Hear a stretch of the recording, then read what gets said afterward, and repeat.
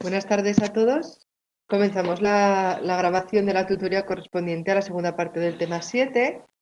En cuanto a nosotros, no nos va a afectar para nada para las tutorías todo lo que está aconteciendo del coronavirus, porque ya sabéis que las emitimos a través de internet, o sea que simplemente me he desplazado el despacho a casa y ya está. Entonces, que además ahora con más razón yo creo que más tenemos que trabajar entre todos para apoyarnos y tener la rutina más normal posible, ¿no? Entonces, si por lo menos toda la semana nos vemos un ratito, que espero que sean pocas las que nos veamos desde mi casa y desde la vuestra, pues podernos entre todos echar una mano, ¿no? Que creo que es importante ahora. Es un buen momento para aferrarse a todo aquello que hasta ahora no teníamos tiempo, pues ahora vamos a hacerlo, ¿eh? Así que os animo a todos a que seáis positivos, a que os centréis en vosotros, en vuestra familia, en lo que os gusta y en positivo, ¿de acuerdo? Bueno, vamos a seguir con el tema 7 y hoy tenemos que realizar la segunda parte. A ver, la tengo aquí.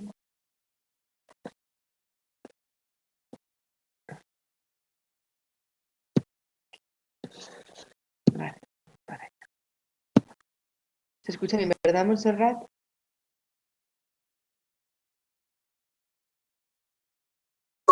Vale. Nos quedamos en el punto sexto para hablar de la capacidad jurídica y la capacidad de obrar.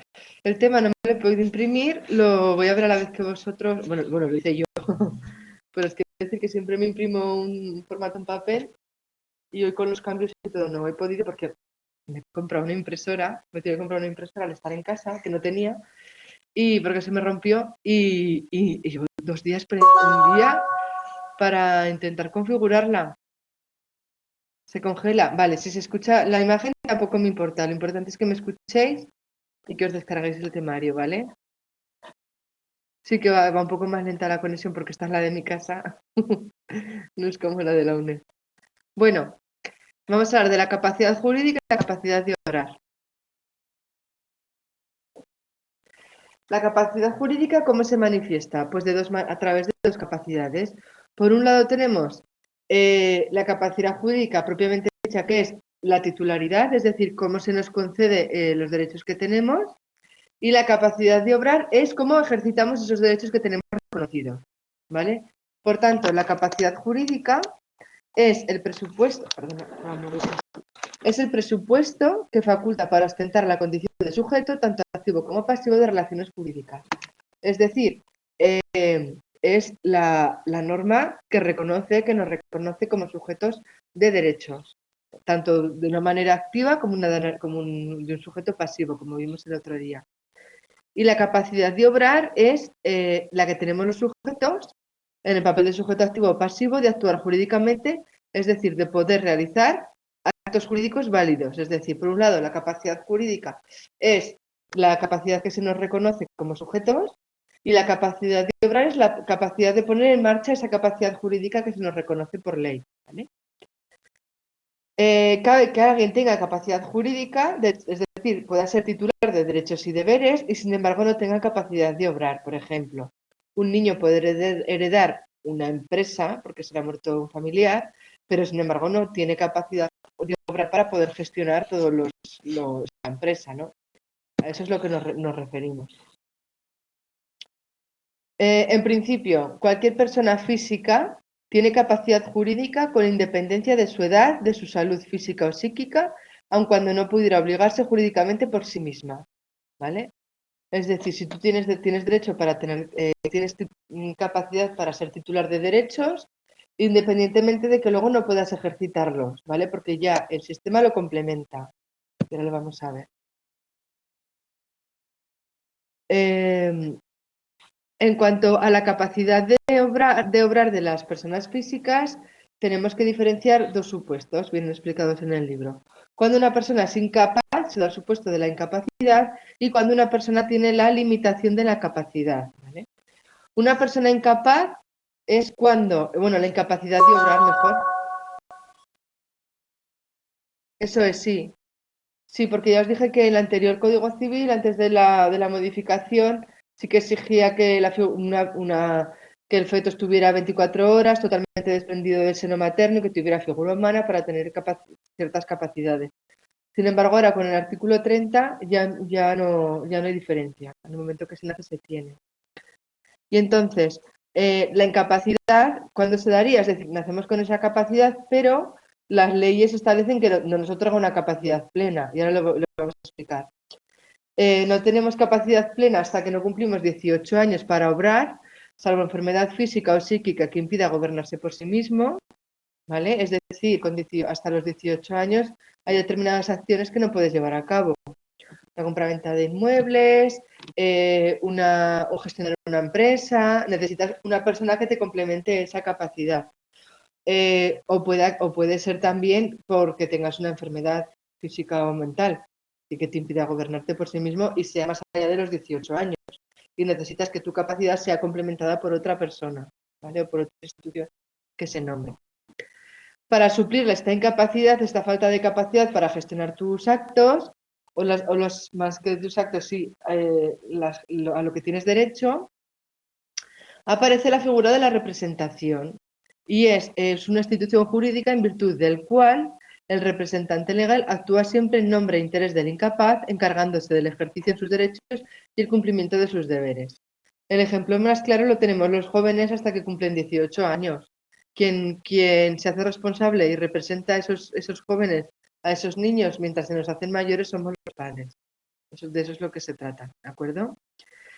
Y la limitación de capacidad es cuando la persona ve restringida, esa parte se ve restringida para realizar determinados actos jurídicos, de modo que únicamente conserva la capacidad de obra plena para ejercer aquellos actos para los que no esté expresamente incapacitado.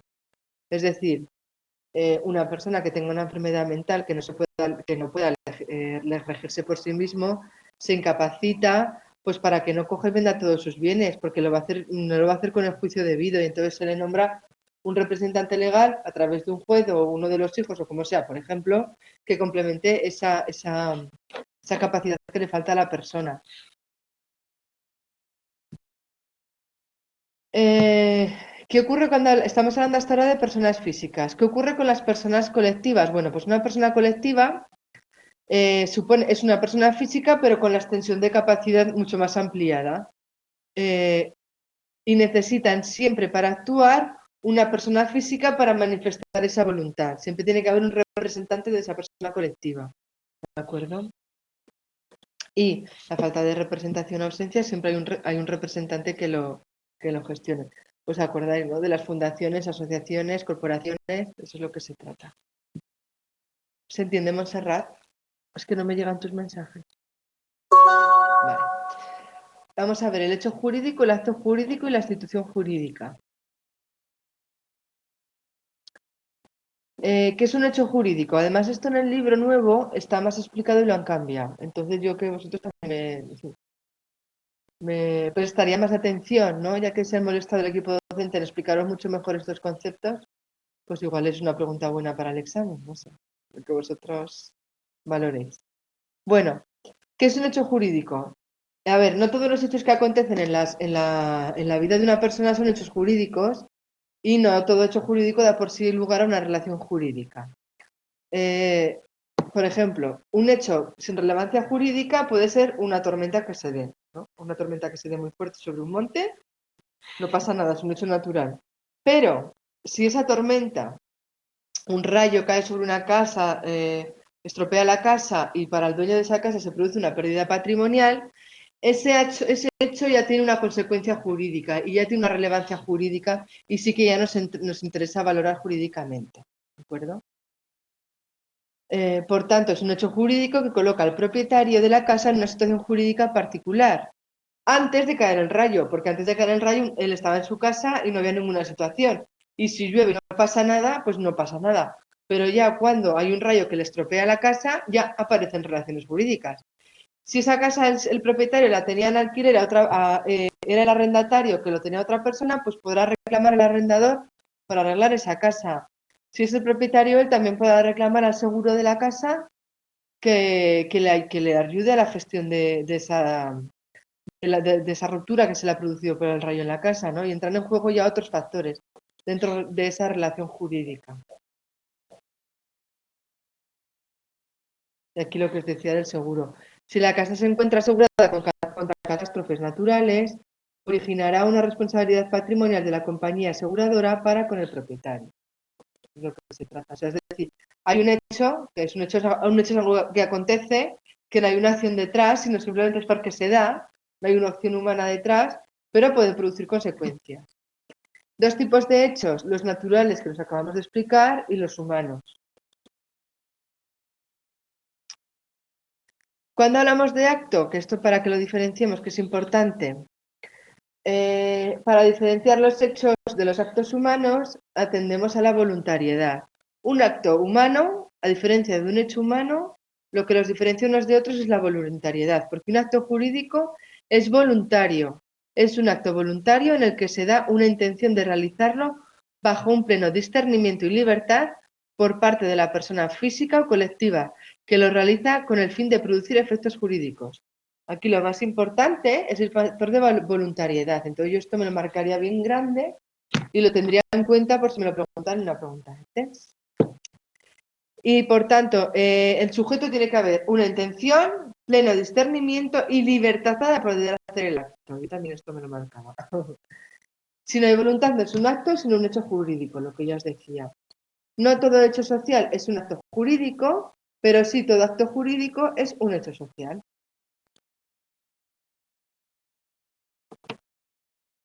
Un momento.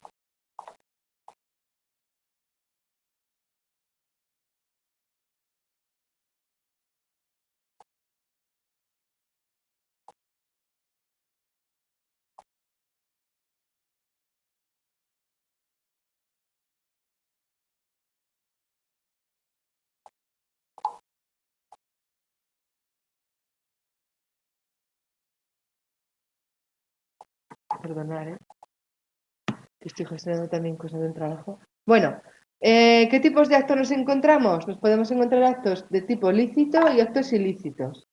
Los lícitos son aquellos que se realizan de acuerdo con lo establecido por el ordenamiento jurídico. Es decir, un contrato de compraventa entre un comprador y un vendedor de una casa, con plena capacidad de durar ambos, con una contraprestación económica y la casa en equilibrio, entonces es un acto lícito. ¿Cuándo se da un acto ilícito? Pues cuando sea contrario al ordenamiento jurídico. Y ahí nos encontramos dos figuras, los delitos y los cuasidelitos. Los delitos son cuando hay un acto con dolo, es decir, con intención directa de causar daño, los acordados del dolo penal, es decir, más que un daño con sí, un acto ilícito, es decir, queremos hacer algo que no está, que va en contra del ordenamiento jurídico. Por ejemplo, un asesinato de una persona cuya la intención que tienes es quitarle la vida. Eso no es lícito, es ilícito. O un cuasi delito, que es cuando realizamos actos ya no con intención de causar daño, pero tenemos culpa, negligencia o imprudencia. Y no hay una intención directa de causar un daño ilícito, pero no haber tenido la diligencia debida lo ha producido. Por ejemplo, un accidente de coche que muere una persona porque no hemos conducido con la precaución debida. Y ahora vamos a hablar de la institución jurídica. Hasta aquí claro, ¿no? Un hecho jurídico, un acto jurídico y la institución jurídica. Vale. La institución jurídica son un conjunto de normas y relaciones jurídicas agrupadas por su carácter similar o analógico. Esto vale, que lo entendáis. Esto es sencillico. Cuando hablamos de la institución jurídica lo vamos a ver. Todas las relaciones que tienen por objeto los derechos y deberes del mismo ámbito. Relaciones de la empresa, jurídico-mercantiles. Relaciones de la familia, son instituciones familiares. De tributarias, todo relacionado con la hacienda, son tributarias. ¿Vale? ¿Y esto qué nos permite? Pues conocer jurídicamente mejor todo cómo funciona el sistema. ¿Vale? Para los institucionalistas, las instituciones jurídicas constituyen las formas básicas y típicas de la totalidad del ordenamiento jurídico y han llegado a afirmar que lo jurídico se expresa formal y primariamente en instituciones jurídicas. Es decir, cogemos todas las relaciones que tenemos en el ámbito de nuestro día a día y diferenciamos por diferentes por diferentes instituciones, es decir, todo lo relacionado con la familia entra dentro, lo englobamos dentro de la familia y se llama la institución jurídica de las relaciones jurídico-familiares, ¿vale? Todo esto es terminología, pero ¿os acordáis cuando hablábamos del árbol del derecho?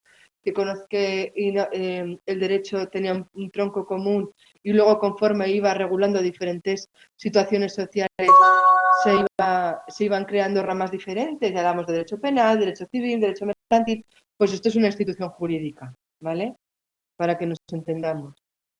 Muchas veces los conceptos jurídicos son repetitivos, en cuanto a la palabra en sí, son muy diferentes, pero luego los explicamos así para entendernos y nos entendemos todos, ¿no? Esto es de lo que se trata. Bueno, pues que sepáis que es un concepto que ya manejaba los juristas clásicos, que lo vimos en el primer tema, y lo que se trata es de sistematizar todo el ordenamiento jurídico y darle un sentido, ¿vale? Simplemente es eso. Ya hemos terminado el tema. Qué pronto, Montserrat. Entonces, ahora, si te parece, a que es muy sencillo este tema, yo creo que es muy bonito, que es fácil de entender, que como ahora tenemos más tiempo, os lo puedo explicar tranquilamente. Yo creo que las clases, yo tenía una profesora que era muy buena en latín y griego, y esta mujer nos daba las clases así, yo aprendí mucho de ella, porque éramos un grupo de 12 chicas que nos tuvo todo el bachillerato para latín y griego, y ella nos daba la clase 20 minutos o 25 y el resto hacíamos actividades entre nosotras. Y no sabes las notas que sacábamos todas. Y no sabíamos nada cuando empezamos ahí con latín y griego. Y luego fui a la universidad y me acuerdo que me apunté a latín en filología hispánica y me iba a la facultad, me iba a la otra facultad a dar latín. Y la profesora que daba latín alucinaba. Y es que era la metodología que aprendí que nos había dado esa profesora. Y yo creo que es la que mejor. Más que rellenar las horas de conceptos absurdos, vamos al grano y lo explicamos. Y luego ya hay tiempo para vosotros. Así que si te parece, hacemos el tema 7, las preguntas de test, te doy 10 minuticos y las corregimos entre las dos, ¿vale?